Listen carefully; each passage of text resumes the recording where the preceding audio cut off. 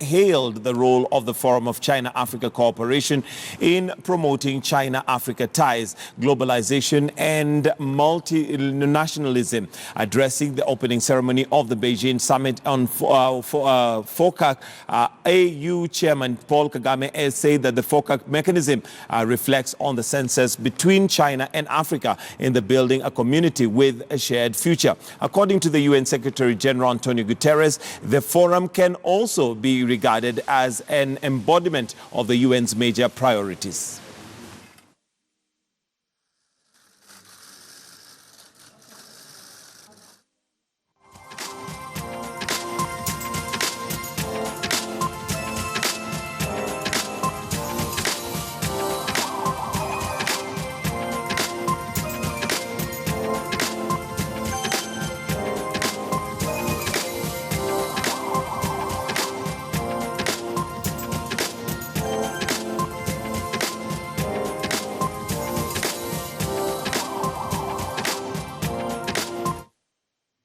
For South-South cooperation focused on the tangible improvement of the quality of lives of the people of Africa.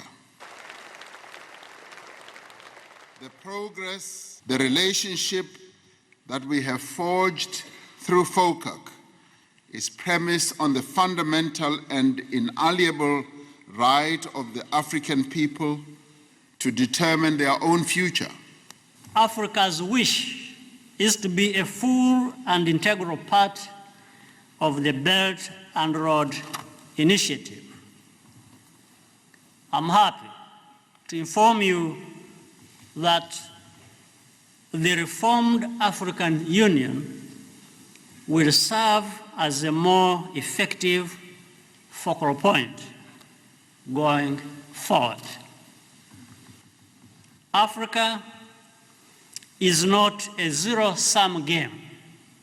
Together, China and Africa can unite their combined potential for peaceful, durable, equitable progress to the benefit of the whole humankind.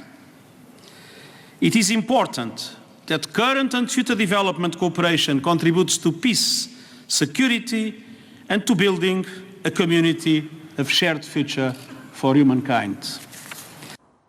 All right, and it brings us to 17 minutes to 8 o'clock. And a quick reintroduction of the panel that we have this morning. We have Barak Muluka, Professor Peter Kagwanja, and Professor Wajakoya. Let me start with you, Barak, on China charming Africa.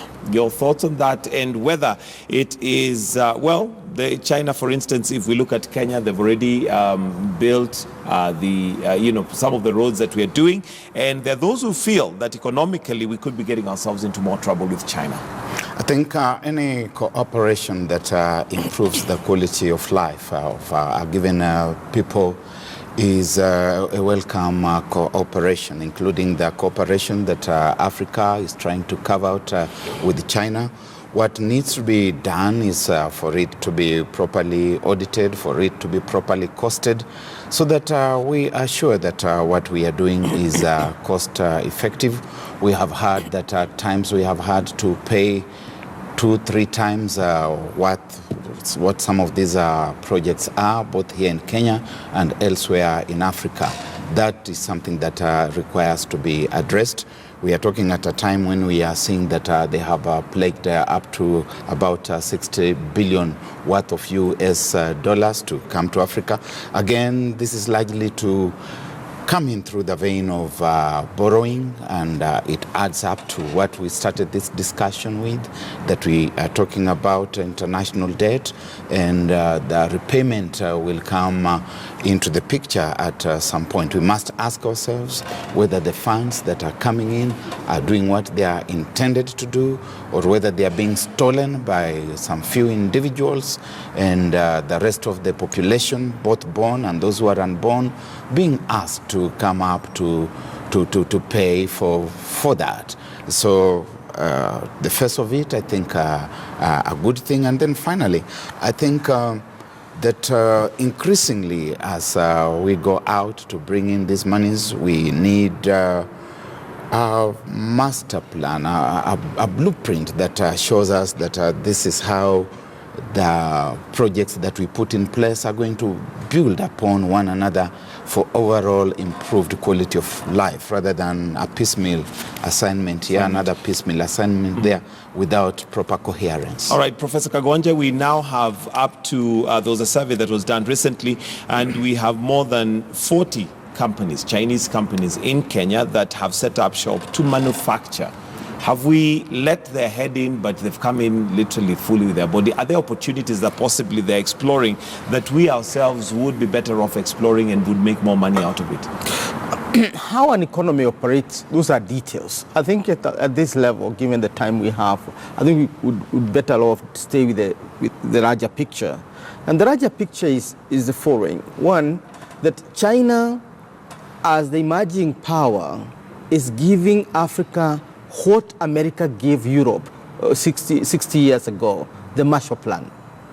Between 2015 and 2018, China has put on the table 120 billion for Africa's industrialization, infrastructure, trade, and other issues. It is not true that all that money is wrong. It's not true.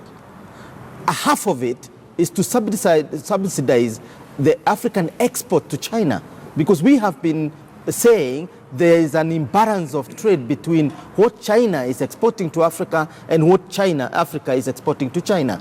And this year, it has put, I think, 35 billion to basically facilitate trade between Africa and China. It has asked its private investors to put $10 billion in order to invest in Africa for the purpose of making these investments pay for themselves. One is not saying that we have an angel in China. What I like about China is the straightforwardness. They say we are not bringing charity to Africa. We are negotiating interests. And I don't want to negotiate interests with one country. I want to negotiate with on the continent so that if there is something that falls between the cracks, one country or the other will pick. That's why we have the largest gathering ever of the Africans since we started as a people. 53 presidents out of 55 and one prime minister from Congo. The exemption is Swaziland.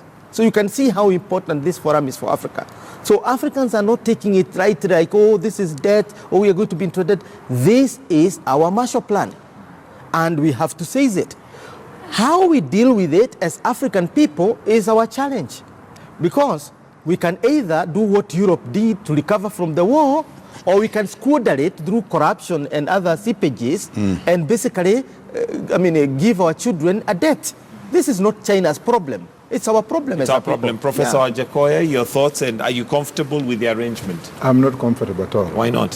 Having read Sustainable Development, Law in Development, and having been part of the Rio de Janeiro and Stockholm conference, if you look at what's inside the picture, then we will not even be talking. And I'm not trying to undermine my two learned friends here.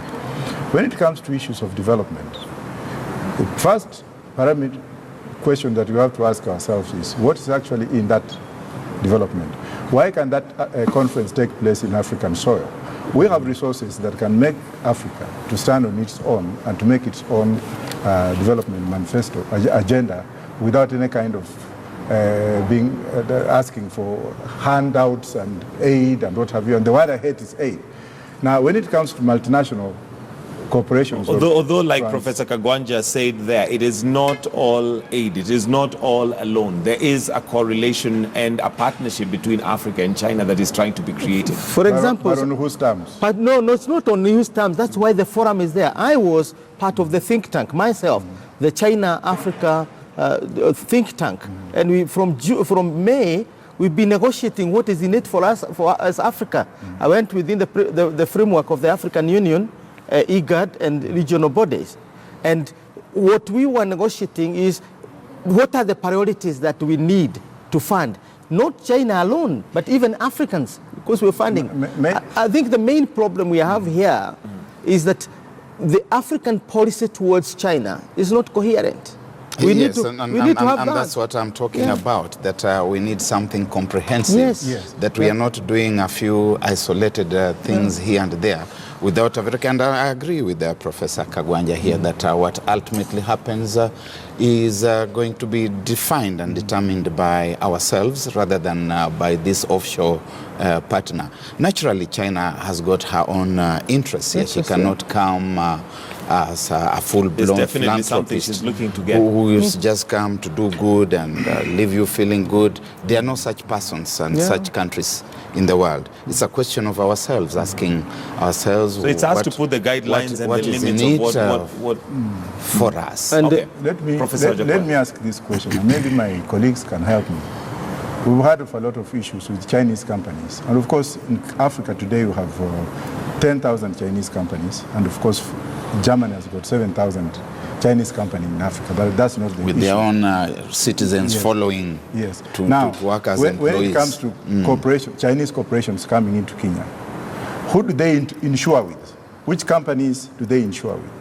If they can answer me that question, or if somebody It else is can- for us. It is for us to I say do- we want I do you come to that. to Now ensure. also look at the kind of infrastructure they are coming with. If you look at the bilateral treaties that have been signed during Kibaki's administration, and I'm happy that my friend can shed light on this. How comes that we do not have labor certification for the Chinese workers who came along to come and work here for jobs that could have been done by Kenyans? How comes that we have this issue of roads being built, like if you go to Thika Highway today, if you look at the bypass and the inroads that are coming in, they have become a danger zone. Where are our Kenyan road engineers to twist to the specifications of our countries? Are we just going to have them coming in here and build because we have signed bilateral? Mike, I think we are on the same platform, all the three of us, including Wajakoya here, who is kind of posturing as if he has a different opinion. But it's actually Agreeing with you only in a agreeing different with way. us, because the question is, what standards are we setting ourselves? Yeah. And we are telling our development partners from China and elsewhere that these are the standards that you must meet. adhere to. And we are also imposing standards upon ourselves. I think the problem is not China, it's us. I have perused through the Johannesburg 2015 10 points of President Xi Jinping. They reflect what Africans would like to achieve. Now, the 8 points that were adopted yesterday are basically, you can see like it was President Kenyatta writing them because his health, industrialization is top, which is manufacturing, is top on the agenda. And the protection of wildlife or the green development. So the African agenda is reflected in that discussion. But what is not clear for many of us is the frameworks that we are building in Africa to ensure that our interests are safeguarded within the implementation.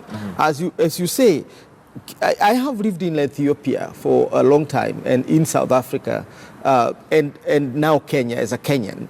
And I have compared, all that time I've been studying China-Africa relations, and I have compared the reactions. I went to Zambia and Malawi. All the hotels are owned by Chinese. In the big hotels, and most of them would have Chinese personnel. You don't see it in Kenya. Stand up and watch any of the construction areas where the Chinese are involved. You only see 1 or 2 Chinese in helmet, the engineers as it were. Now, my institute this year, my Africa Policy Institute, yesterday night, we sent 6 master students to China as part of as part of what the capacity building, and capacity building was one of the issues. About 20,000 Africans from across the continent are going to China for training. The point here is that there has been this outcry that we don't want Chinese taking over our jobs. But then if you are moving to the new world of technology and you don't have the skills, how do you prevent Chinese from taking over your jobs? You have to do training. So for the 60 billion that was given yesterday, a third of it is actually going to capacity building related activities and trade related. So are you then saying, Professor Kagwanja, that we should be comfortable that whatever deals our African leaders are making with China then are to our benefit? Or are you saying that the structures and the confines of those agreements we are not sure about? Because that's where the worry is. The structures are very clear. I can tell you as a scholar and have gone through this. The structures are clear. The problem we have are the frameworks of implementation of the same back in Africa. And they say the devil is in the details. So if the frameworks are not in place, then that means we are not comfortable yet. No, we are comfortable. We're not home and dry. China, on its part, has a component within the 60 billion and more, has a component on building legal and other frameworks. You know, funding African countries that want to have the investment environment cleared out. The question is, are the African people themselves willing to clear that environment for investment? If you tell, for example, when building the SGR railway, we said we don't want any cement coming from China. China produces a lot of cement, but we don't want cement coming from China. What happened? Our cement industry grew from what it was that time, 2 or 3 companies, to what we have today, almost 10. All right, Professor. I don't totally agree. I share the same sentiments with the professor, because if you look at we Kenyans who have been in the diaspora and having seen what has happened, including my friend Barack, who was in Leicester for many years, and I didn't know that until recently when I researched you, because I wanted to know where you got very good refined English. You find out that yes, we do not or we may not have a clear-cut framework. But is this framework open for us to look into it? Or is it some kind of closed-door framework just by a few men and women in the executive who will go perpetualize it and say this is what we need? Have people been involved in participating in this kind of framework, just like what happens in India? In India, you cannot, a government of India or federal government of India cannot come up with a framework without the state being involved, and without the people in that state being involved in participation. And you can see what happened in the dam of Kerala, when the World Bank was trying to build a dam for the people of Kerala without consulting the people of Kerala. Here we are going into a scenario whereby, as it has been from the beginning, where we just look at something, it is coming, it is ours, we have it. No. We should sit down and find out. We should actually be very cautious, like what Fidel Castro did, and Mwalimu Julius Nyerere, and even the people of South Africa after the apartheid. We cannot just come up and say it's good when you find out that statistics on those roads that have been built by the Chinese. Last year alone, 250 people died on the northern bypass, on Thika Road. The other year, as compared to the previous years, because of the way the roads have been built. I'm sorry to be alone on this one, but I'm opposed to this deal where African leaders are congregating because $60 billion are coming in without Kenyans being asked to participate in the whole thing. What structures would you want put in place? Because it is not all a total loss with that partnership. But you make it sound like we are losing. Well, we are not losing absolutely, but we need people participation right from the grassroots. Because we have known that multinational corporations... But what participation? We have the likes of Professor Kagwanja, but then who participates where? Let me suggest can that... I speak? Yeah, please.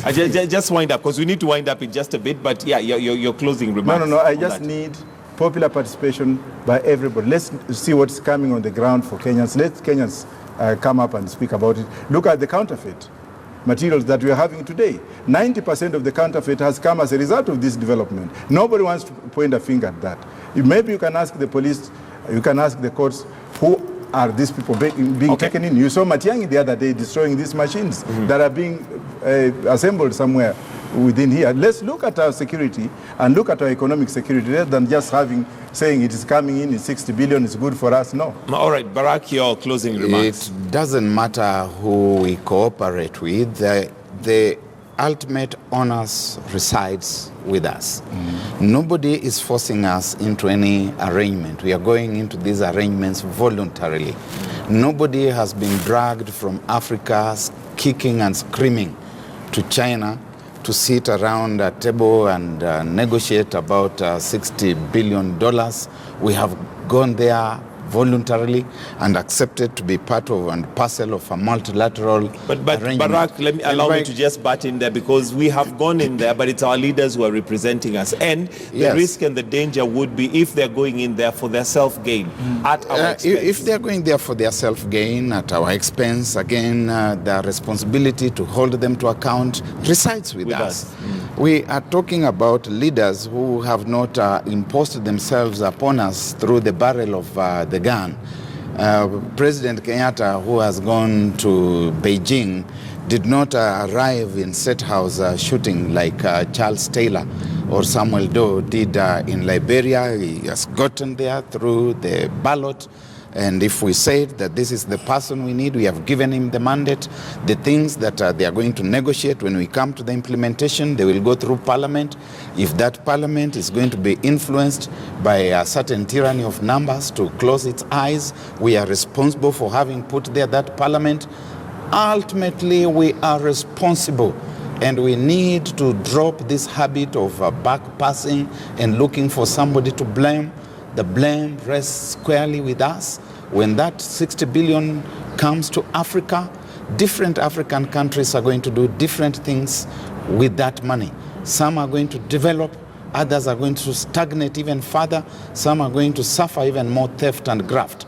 It is ultimately upon the country to decide. All right, your closing remarks, Professor Kagwanja. Well, I want to make 3 points in closing. The first point is that China, however want to look at it, has put on the African table the equivalent or even more than the Marshall Plan that was given to Western Europe. It's a massive resources that Africa has never seen for a long time. And because of those resources, Africa is attracting very unusual responses. We have now become the darling of the world. Today, within the coming years, we are going to see America building a superhighway from Mombasa. This is what President Kenyatta came with from Washington, among other things. I don't think that would have happened were it not for the fear that China is taking over Africa. And the attention on Africa is good for us. 2, that China is literally promoting Pan-Africanism, which was almost dying, in the sense that Africans are coming together. The question is, what are we thinking about? And can we take over the agenda? And finally, I think at home, Professor Wajakoya, we cannot take all Kenyans and ship them to China to be part of the forum. It would be very interesting to get Kenyans in the ship to go to Beijing to participate in that, so that we have popular participation. There is always delegation. That's the modus operandi in terms of these things. But at home, we need to subject what has been agreed upon to kind of local frameworks and standards and scrutiny. Now, how we do that is upon us as Kenyans to agree. We have agreed that we are not going to tolerate corruption. We are not going to tolerate this seepage of resources. How are we going to live up to that? I think that's really the challenge. All right, thank you, gentlemen. We'll have to wind it up right there. Thank you very much, Professor Peter Kagwanja. We also have Barack Muluka and Professor Wajakoya for joining us this morning on Political Point.